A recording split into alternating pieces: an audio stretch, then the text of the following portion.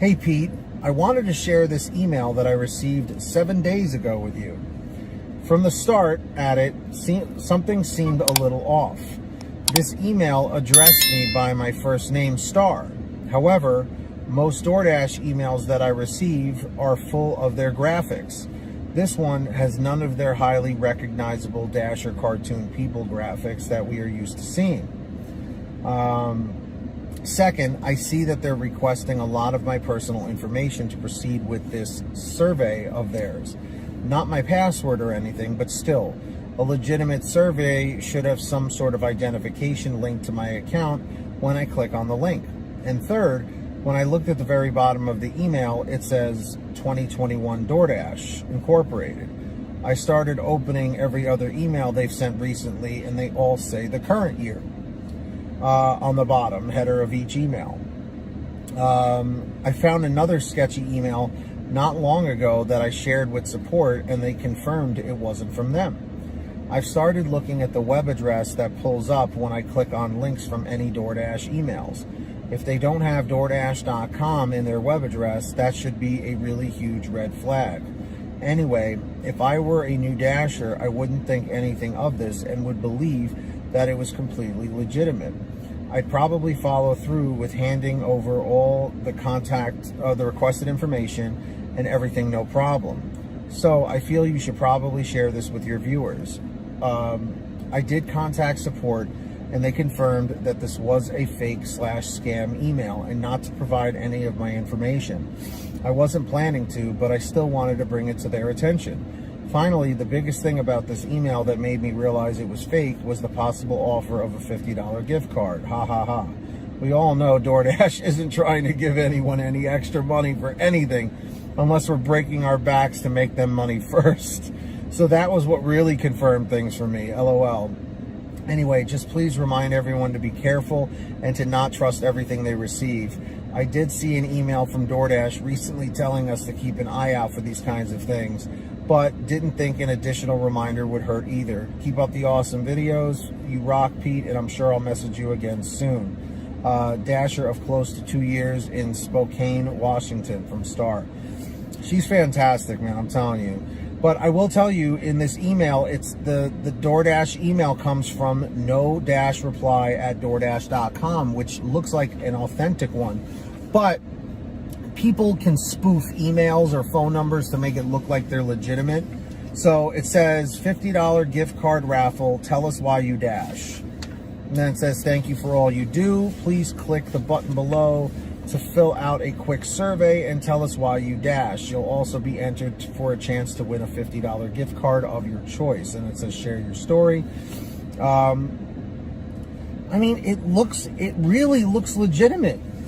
Because if I show this to you, okay, it looks legitimate. It really does. It doesn't always have to have all those graphics and everything on it like she was talking about. But yeah, I mean, if you contacted DoorDash and said that they said it was a scam, it might very well be. But of course, you know how those chat support reps are. So I'm going to put it down to the audience, okay? To all of you guys watching, all you drivers and dashers. Do you think that this was a fake survey, or do you think it was real? Because I will tell you, it comes from the legitimate DoorDash email, but like I said, that can be spoofed, okay? It's not completely impossible. Don't freak out just yet. Now, this is kind of like, I guess if you want to call it maybe like a part 2 to what I was talking about in a previous video when I said DoorDash shutting their doors, or what if DoorDash, GrubHub, and UberEATS were to just, be shut down or something by the governments, or whatever. Basically, if the gig economy was to get shut down, but more specifically, if DoorDash was like, you know what, we're going to get rid of all of these Dashers, we're going to fire them, we're going to deactivate them, and just take on a whole new group of people, okay? What would you do? What would your plan be, okay? Now, I got a lot of interesting responses on past videos about this, and I'm looking for more feedback from all of you. Okay, at this moment, DoorDash is not doing this, okay? But again, this is speculation. It's, kind of something to make you think a little bit and to, in a way, prepare. God forbid something like this were to ever happen. Because I can't tell you, in the 4 to 5 years that I've been a part of the gig economy, depending on whenever you're watching this video, there have been so many drivers and dashers that have told me, you know what, Pete, I left my full-time gig, my full-time W-2 job, and now I'm doing the gig economy full-time, okay? Back in 2017, 2018, basically any time before the pandemic started in 2020, I would say go for it, no problem. But nowadays, ever since 2021, 2022, 2023, or whenever you're watching this, okay? The gig economy has gotten so oversaturated with so many drivers and dashers. I mean, it's literally everyone and their mother and grandparents now driving in the gig economy, it seems. I can't tell you how many comments, how many emails I get that say, hey, Pete, my mom drives, my father drives, my kids drive. We all drive in the gig economy. Where in 2017, 2018, and 2019, people didn't even know what it was. It was really the pandemic that made everyone really aware of DoorDash, GrubHub, Uber Eats, Instacart, Shipt, all of those apps, and now we have Spark. Spark is really starting to pick up a lot. So my big question to all of you is, if DoorDash got rid of everyone today, tomorrow, right, and you were deactivated, what would you do? Would you jump on GrubHub? Would you jump on Uber Eats? Would you start doing Uber or Lyft rideshare? What would you do? What would your plan be? Or would you say the hell with this and just go and get a W-2 job like everyone had in the past? Me personally, I don't even know if I could see myself being a W-2 employee ever again, working for a manager. Like, I've always had the entrepreneurial mindset. Anytime I've ever worked for a boss at a W-2, I was never disrespectful to management. Never, that wasn't my thing. I was never insubordinate, but my issue was, if they said, do this, this way, I would be like, that doesn't even make sense. If you do it that way, it's twice as fast and more efficient. And I would always make the suggestion. I'd be like, okay, no problem. But would it be okay if I did it this way because it can be done faster and efficiently? And then they would just say, do it how I told you. And that would drive me crazy. Okay. So my father and his brothers had a family business. They are entrepreneurs. They're bosses, and it's in my blood, to be a boss, to be a manager, to be, in charge. So that's why it drives me crazy, which is why I love the gig economy so much, because it gives you that feeling, you know what I mean? So drivers, dashers, what would you do if DoorDash got rid of everyone today? So this comes from Jeffrey, or Jeff, and he says, my name is Jeff. No. Well, actually, he does say that. Hey there, Pete. My name is Jeff. My name is Jeff.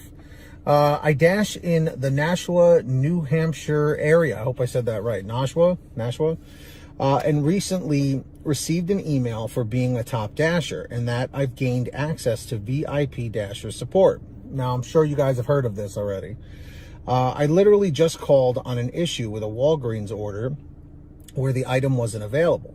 So I had to substitute and increase the quantity. This happened yesterday, and it basically broke DoorDash, and they had to cancel. So to prevent that from happening, I called them.